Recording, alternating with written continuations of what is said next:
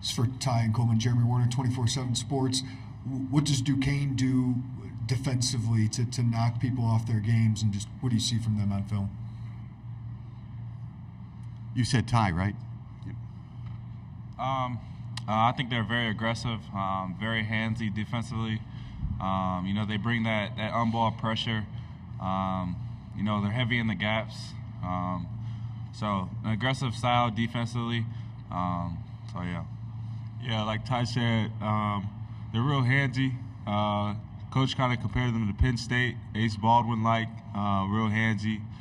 Try to get in the passing lanes, deflect passes, and kind of help from all over the place.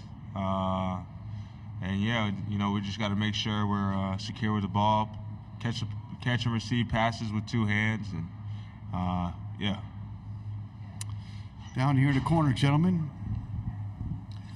Luke, Tim Benz from Duquesne Radio and Trib Live in Pittsburgh. Since the other guys answered a similar question, I'll go down a slightly different path relating to Duquesne and their propensity to try to win games in the 60s or very low 70s. Do you try to speed them up, or are you willing just to play their game if that's how they want to dictate it? What are you guys more prone to do in that regard? Let's start with Luke here and go straight to the right. Go ahead.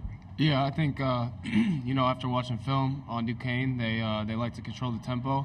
They do a good job of that with their two lead guards and kind of their supporting cast. And something that we want to do is try and get out in transition. We've been doing that all year. I think speed up the tempo as much as possible. But this team isn't afraid to have a low possession game as well. There's been some times in the Big Ten where we've had to have low possession games, and if that's something we need to do to win, I think we're capable of doing that. I agree with Luke. I think we're just as good in the half court as we are in transition. So I feel like we can play either way, and we kind of just go with what the game brings us. Yeah, I think Morehead State tried to slow things down yesterday, and we just kept staying the course and stuck to what we did. And ultimately, once we got stops or rebounds, and we were able to speed the game up a little bit. So just staying true to our principles, staying true to what we do, not rushing things, and then not turning the ball over as well, I think is a big key, because that leads to a lot of their points are scored off of fast break points and second chance points. So just not turning the ball over and getting great shots. Right-hand side, gentlemen. Hi, Sam McEwen from the Omaha World Herald. I guess this is for Coleman and Luke. You guys have been a part of a lot of teams here at Illinois with a lot of star players, over the years. What maybe makes this team unique and maybe more equipped to go further in the NCAA tournament than some of those previous teams? Coleman, you're first. I think our biggest thing is our uniqueness. I think people are able to play multiple positions. I think there's just a different style of play. In my early times here, it was more so ball screens and high lows. Now I think everybody here is created for their own, and we're playing through that. So we kind of don't run a ton of actions. We kind of just create for ourselves and make teams have to double team us and get out and run in transition. And I think that's been very beneficial for us. I think the biggest difference is just the togetherness and the maturity of our team. Especially this year, I think our team is bonded on a higher level than normal. Everybody on the road is hanging out in the hotel room. We're all playing Uno in the locker room before media. It's just a different type of bonding and togetherness that we've had this year. And I think, that attributes to winning those close games. I think maturity, too, as well. When you got, fifth-year seniors out there, Quincy, Marcus, Justin coming off the bench. You got Dane, who's in his fourth year of college basketball, Coleman.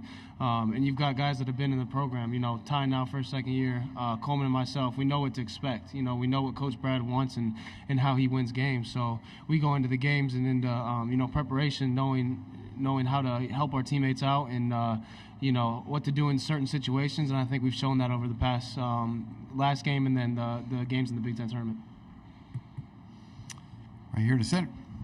It's for Luke and Coleman. You guys know it's been 19 years since Illinois has been to a Sweet 16. You guys were toddlers at the time. What's it mean to have this opportunity to be one step away and have the opportunity to be that team? Luke, you're first, please. Yeah, it's a great opportunity. You know, we don't necessarily talk about that as much. That's more something kind of other people talk about. We just look at it as another game, another opportunity to win a game. Our goal after we won the Big Ten tournament, we said, you know, it's going to last through Sunday night, and then once it hits Monday, we got 6 more games until the end of our season. So that's been our mentality. We haven't really thought of, you know, records or anything like that, or kind of the history of Illinois. It's more just like we got to focus on us, get ready for Duquesne, who's a great basketball team, and take advantage of this opportunity. Yeah, for sure. Like Luke said, I don't think it's really something we pay attention to. I think it's more so like been fans and people who love Illinois, who want to see the program do great, kind of been nagging and pulling that second weekend.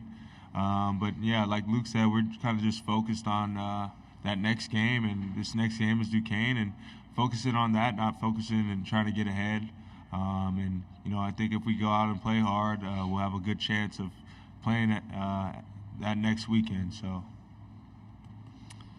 on the aisle right here. Corey Christen, DK Pittsburgh Sports. This is for Coleman. How has Marcus's ability as a passer been able to open up opportunities for your front court? He's had at least 8 assists over the last 3 games. How has that ability been able to open up things for you? I think it's been great because whenever we're in our pistol action and he's backing defenders down, they have to double team because he's a strong guard. He's 6'5", 6'6", and he's bringing the ball up the court. And most guards are 6'2", and maybe smaller, or not as strong as him. So it's been great to see him drawing double teams, which gets people open. I feel like he makes the right play the majority of the time, and he gets the ball out when he needs to. And ultimately, it's led to backside threes and step-in threes for me and for other guys. So it's been great to see that. And if we don't have the shot now, we're playing in rotation, and we're able to rip drive, spray it to other people. So it's been really good to see him take advantage of that opportunity, and he hasn't shied away from it. So I'm proud of him.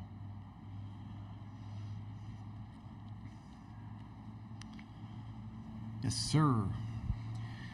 Ty, this is kind of about Coach Frazier. You know, what is he? How has he kind of kept it light during practices or on the bench? I've seen videos on social media of him still being able to blow by some of the guys during practice, or he's still able to get up and dunk the ball. So how's Coach Frazier kept it light for you guys?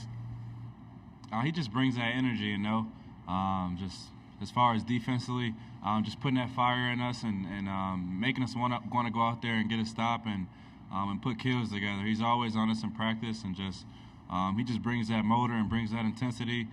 He's someone we look up to, and we've seen what he did when he played at Illinois, so he's a good role model, and he just brings that energy, and he helps us go.